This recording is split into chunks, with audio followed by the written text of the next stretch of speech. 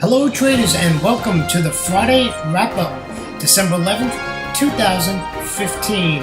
Traders, Wall Street is closed for the weekend.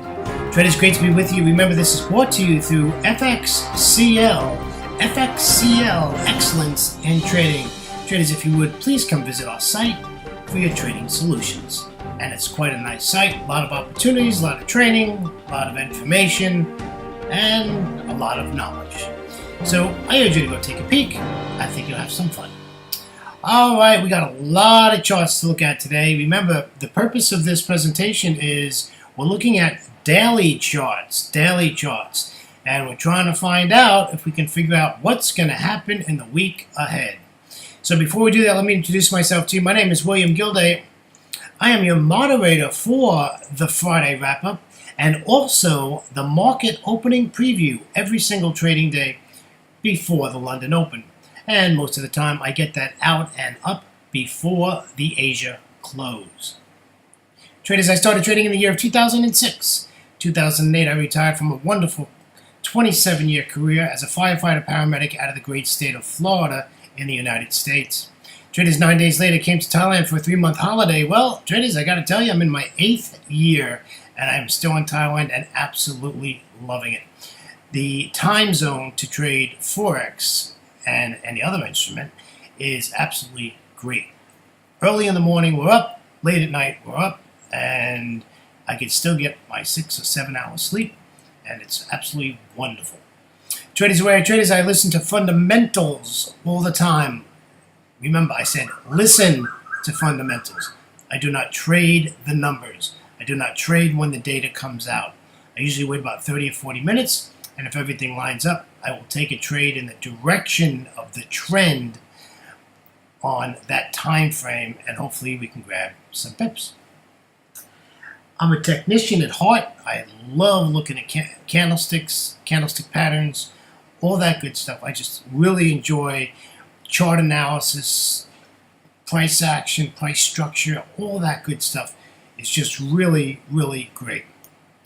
And I do, depending on the trade I'm in or what instrument I trade, and I will tell you, I'll be honest with you, I do trade options in the U.S. session, and I know this is all about Forex, but I do trade a different instrument in the New York session. I trade options, and I've been trading options for about 2 years now, and I totally enjoy trading options. Took a loss this week, not too happy about that, but we took 2 winners last week, so I think it's going to be a green year. Yeah, it's going to be a green year, so that's the important thing. As long as, you know what, as long as your account is green for the year, even if it's by $1, you know what, you're a success. And if it's not, just got to retweak your trading a little bit. Don't change your trading style, just tweak it a little bit. All right, let's get moving. We're at 3 minutes already, and I got a lot of charts to talk about. All right, this is our risk disclaimer. This is legal stuff. Forex trading has a large potential rewards, but also a large potential risk. You must be aware of the risks and be willing to accept them in order to invest in the Forex markets. Most importantly, traders, please do not trade with money you cannot afford to lose. Traders, always remember that past performance of any trading system or methodology is not necessarily indicative of future results. All right, let's head over to commentary as we do on the Friday wrap-up, which is early on Friday morning for me. And I've got to tell you, the markets really took a smashing yesterday. The Dow 30 was down 309 points. The small cap 2000 was, the NASDAQ was down 117. So not a really good day there. The DAX was down 258 points. The FTSE was down 135 points. I mean, just not a good day at all. Even when we look into Asia, we can see that everything was in the red except for the Nikkei 225, which was positive 183 points. Absolutely great, yeah? So, everybody else was in the red. The Hang Seng out of Hong Kong was negative 240 points. Pretty crazy, pretty crazy. But we are to expect that. We're coming into a crazy week ahead as we come into FOMC's interest rate decision, which is on Thursday. Fortunately or unfortunately, I will not be in front of my charts. Of course, I would never trade that. That's going to just be like crazy.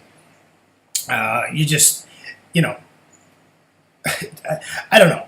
There are people that are going to make money because they're going to hedge, and what they're going to do is they're going to go in both directions, and they're going to put an OCO water in, and basically what's going to happen is, if it hits one, the other water will cancel out, and they'll be in the position, and they'll make pips. But I expect it to be quite crazy. I think this 0.25 basis points is already priced in. I don't think it's going to be a big deal. And you know what? Comes out on Thursday. By Monday, everything will be back to normal, right? Everything will be back to normal, and the markets will get over it, and away we go. They're talking about 3 to 4 rate hikes next year. I'm hearing more to the 3 rate hikes in 2016. I don't believe that myself. I think probably 2 at a maximum. That's just my personal opinion, which doesn't mean very much because I'm just a trader like you, and we get, analysis by paralysis of all this data that comes out and articles. I get probably 150 emails a day. Like, once you sign up for one thing, they sell, these guys are all in together and they sell each other's your email address to everybody, right? So I get all these emails and all these articles of what the Fed's going to do and what they're not going to do, and all these websites, and it's just crazy. The Fed is going to do what the Fed is going to do. As traders, we just need to react to it and protect what? Capital preservation. That's the name of the game. We want to make sure we can trade on Friday when you open up your charts and you don't blow out your account on something like the Fed announcement. Well, that's about my saga on that. Let's head over. And this week, just to comment real quick on this week, was really pretty dull. Huh? Not a lot of price action. So let's take a look. As usual, we'll start with the euro dollar. Folks, this is a bearish pair. Just because the euro had a couple of up days and moved up 70 or 80 pips on Draghi, and, the euro's been going up, don't get all bent out of shape out of that, all of a sudden the euro is bullish. The euro is not bullish. It can't even break the 200 exponential moving average on a daily chart, right? So, if you take that candle, that last candle on the chart, that's an up candle, right? And you go down to a 15 or a 30-minute chart, you're going to see like 7 or 8 candles out of blue to the upside. You say, man, this is now a bullish pair. No! You have to go to higher time frames, at least a 4-hour, a 2-hour, and you got to take a look at what's really, the big picture. The big picture here is this has not taken out anything that tells me we are in a change of trend. And basically, this would need to come back down and then break the 200 exponential moving average and clear those highs before I would call it a change of trend. And I don't see that happening, especially if the Fed raises interest rates. The dollar is going to get strong, and the euro is going to dump like a rock. Well, I said that about Draghi's speech, and it went the other way, so that's what's going on with that. Let's take a look at its counterpart, which is the dollar Swiss, which they're correlated, right? One does one thing, the other does the other. And here we are, and the Swissie's built a little bit of steam on it, and it's basically come down. I know quite a few people took a hit the last 2 weeks on this because a lot of people were bullish on the dollar Swissie. And so some people took some hits. If you look at the last 5 candles, you had 2 up days there. One up day, which was Monday, and then you had 2 down days. Then you had an up day, then you had, basically a red candle, but didn't break that low, right? Surely didn't break that low at 0.9837. So we'll see what happens, but I'm not buying Swiss. This is an opportunity to buy this pair, not sell this pair, right? If you fib that line, I bet that's a 50% fib, and you just take this to the upside. All right, let's take a look at the pound. This is pretty interesting. The pound had a lot of data come out this week. Some was good, some was bad. It was sort of flip-flopping around here. And, really just look at the last 5 candles. Monday, Tuesday down, Wednesday up, Thursday down, yesterday up. So, what's going on? Well, the dollar, is strong. Don't get me wrong. The dollar is strong. They had good data come out yesterday. And in the U.S. session, I think it was mixed, to be honest with you. So the dollar did its thing and did what it was supposed to do. And let's see what we got here. Let's take a look at the U.S. session from yesterday and see what the heck. Oh, I apologize. Retail sales was 0.2. They forecasted 0.3. Core retail sales was good, though. That was 0.4. They forecast 0.3. So mixed on retail sales. PPI month-on-month came out good at 0.3. They were expecting negative 0.1. Wow, that's a really good number. Folks, they are going to raise interest rates. There is nothing now that is going to stop this from happening. I mean, this is just going to happen. Michigan consumer expectations came out at 82.0. They're expecting 81, above expectations. That was medium impact. So, there is no doubt that, we're looking at a interest rate hike. I just cannot see the Fed not raising interest rates at this point. Wow, let's get going. We got a lot of charts to look at. Okay, dollar yen. Folks, if you don't have a dollar chart on your platform, which this platform does not, just use the dollar yen. It gives you an idea what the dollar is doing. So the dollar had a couple of weekdays, but the dollar is, the last I looked yesterday, the dollar was like at 98.45. I think it dumped down to 97. So that's why we're seeing this big red candle from yesterday. And of course, we saw that the markets absolutely took a dump, right? So, but as far as the dollar yen goes, again, this is again an opportunity. If you fib that last swing, we're at the 50% fib. The only thing I don't like is we're below the 200 exponential moving average, but this is an opportunity to buy this, folks. This is a bullish pair. This is an opportunity to buy this. So, this is like this on a lower time frame would look horrible. You're probably looking at 7 or 8 candles that are red, but this just looks to me like this is at significant support, and this looks like we're looking for a bounce up on a Monday. Take a look at the CAD, and the only thing I'd say about the CAD is oil, and then we're going to talk about some more oil. The oil is all over the place. It hit a low of I think it was 36 this week, right? Hit a low at 36 at one point this week. I don't know at the moment of what oil is or what it closed at. I did not look at that. It's Saturday morning for me. It's early Saturday morning for me, so I didn't take a look at that.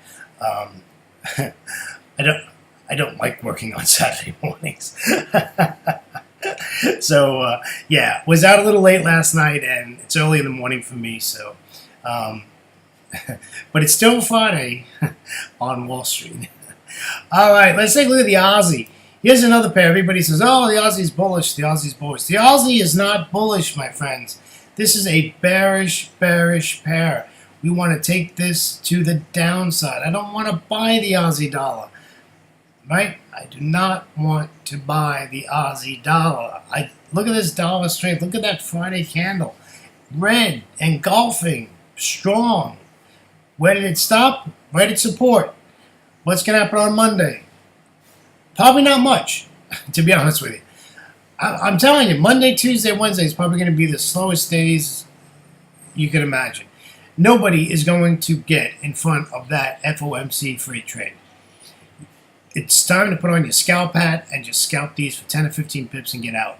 But nobody is going into any position trades. Nobody. I shouldn't say nobody, but most traders are not getting in. And probably your big money, like your hedge fund guys and the big guys on Wall Street, they're probably on their Christmas holiday already, right? Because they don't care what the Fed's going to do, because they're not going to act on it until they come back on January, what is that? 1, 2, 3, on January 4th, which is that Monday, when they're back to work. So, they're not trading the Fed's interest rate decision. So probably a lot of people are done for the year. Closing books, wrapping it up, and I don't think they really care what the Fed does because it's already priced in. It's been priced in. Why do I have two euro-dollar charts? I don't understand that, but let's keep moving. Here's a Euro Aussie. I love trading this pair. This is a great, great pair to trade. It's finicky. You've got to be on it. But when it gets in a trend, it works nice. Look at how this downtrend just stair-stepped its way down and just continued down. Went right through that 200 exponential moving average on a daily chart and did its business. Man, you knew on that next candle when you saw that doji to get the heck out of that trade, right? So it's come up, went through the 200 again. Now it's sort of like in La La Land, right? So it's up at resistance. It's touched this price action, this price area twice in the last 3 days. Could not break above this 1.5285. So, but this is bearish. I want to sell the Euro Aussie. I want opportunities to sell this. I do not want to counter trend trade this. I want to sell the Euro Aussie. Okay? All right. Let's take a look at another one of my favorite pairs, which is the Euro Yen. We see the big move there from the Draghi speech. Listen, this pair is sideways. This pair is not doing anything. It broke out a little bit there on Thursday. Gave us a breakout. Nice move. Yesterday, not too nice. Went up, then came back down. But this is in a range. It's in a nasty range. Basically, it's a flag pattern. And look at how many times it's tried to break that 200 exponential moving average on the daily chart, and it hasn't worked. So, again, what are you going to do going into next week? Nothing. Right? We're not going to do nothing. We're not going to leave this alone. Just let it do its thing. I am, should be. Out of all my trades, I'm flat at the moment. I'm out of all my option trades, and I am out of all my Forex trades. And I will start back on January 4th, live trading. I'll demo trade. I'll play in the market and demo trade, but there's no way I'm trading live with FOMC 4 days away, right? There's just no way that's 4 trading days away. There's just no way. I'm just not getting in front of that freight train. You are bound to get squashed, right? Murphy's Law, you're bound to get squashed, right? All right, let's take a look at the pound Swissy. Look at this pound weakness. This is not the Swissy's strength, trust me. This is pound weakness, right? This is pound weakness. Now, I will tell you, this pair is bullish. However, for the last 2 weeks, it's been bearish. So we're going to keep quite a good eye on this. And, realize this is a cross currency. This isn't a major. So this is a cross currency, and you just gotta watch what's going on here. So the pound was weak, and, down she goes against the Swissy, which showed a little oomph, right? And there we go. Now this thing sold off. But what a great trade this was. Folks, if you look back, you could have put a trend line on there. That doji at resistance, that red doji at resistance on the top of the chart, right before the big red candle. Man, that was just like your clue. You had 4 days to get into this trade to the downside. It was just so obvious that the bulls were out of steam, and guess what? At the good old price of $54.90, $54.85, we should have had a pending order in and sell this and left it alone. And of course you went down 100 pips, break even to 50, put 50 in your bank, and trail the rest. And on Friday, before the New York close this out, and you would have been a very, very happy camper and a very good weekend, right? All right, let's take a look at the beast. This is our beast. Nothing. We talked about this last week. This is just not doing anything. We're just not doing anything. The pound is strong and the yen is strong. Now you're saying, but Bill, you just said the pound is weak. Yeah, the pound was weak against the Swiss, but the pound against the yen, that's like two magnets together, right? And they're just fighting each other, and that's why we're in the sideways price action. You don't want to trade this. This is not tradable. You've got 4 days of dojis. Do you want to trade that? Absolutely not. This probably won't be on my radar screen until the second week of January, when it gets its act together and decides what it wants to do. And this 200 exponential moving average is playing a definite, significant role in this currency pair. All right, let's take a look at the Aussie yen, one of my favorites. Really, really nice trading. I missed this. I kicked myself. I told you that last week. You know, this was just a beautiful trade off the 200. Doji hits the 200. Next candle's a red candle. Thank you very much. Down you go at 90.35, and you put your stop at, you know, like 90.40.45, right above the 200 exponential moving average. And folks, you come down to 86.84 yesterday at the close. This was just an absolute unbelievable, nice 400 pip trade on the daily chart on the Aussie yen. And of course, I've been bearish in this pair for a very, very, very long time, but we missed this. This was a perfect opportunity. This was just, when you see 4 dojis, folks, you got to pay attention to that. With a 200 exponential moving average right above it and it can't break it, this is just an opportunity for success. All right, let's take a look at the Swiss yen. I have no idea why I put this in here because I don't trade it, I don't follow it. So I don't have much to say other than it's bearish, right? It's bearish, it's below the 200 exponential moving average. It's in a flag pattern right at the moment.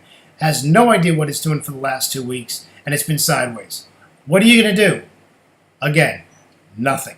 We're not going to do nothing, right, my friends? Nothing. Wow, 22 minutes into this. A lot of currency pairs today. Here's a New Zealand CAD, and this is pretty interesting. These are two magnets together, right? This is 2 commodity pairs fighting each other, right? And apparently nobody's winning. We're at resistance, and it's been sideways for like a month now, over a month. It's been sideways price action. So stay away from that. And folks, I don't know what happened to my New Zealand dollar pair. It's supposed to be the next pair, but it is not. All right. Well, you know what, traders? Something's wrong here. Oh, there we go. All right. Traders, on behalf of 13 hours. On behalf of myself, William Gilday, and our great friends at FXCL Excellence in Trading, I want to thank you for joining me on the Friday wrap-up after the New York close. Traders, please come visit our website at fxclearing.com for your trading solutions. Traders, enjoy your weekend break. Say hello to friends, neighbors, loved ones, even your enemies. Just say hello. And even the guy driving the pickup truck coming down the street. Give him a wave. Say hello. Have a happy weekend. Enjoy your rest. Re-energize. It's going to be a crazy week next week. All right, traders. Coming to you live from Pattaya, Thailand. Bright blue sunny skies and white sandy beaches and flat, calm waters in the Gulf of Thailand. Traders, take care. I'm off to the gazebo. Take care now. See you next time. Bye-bye.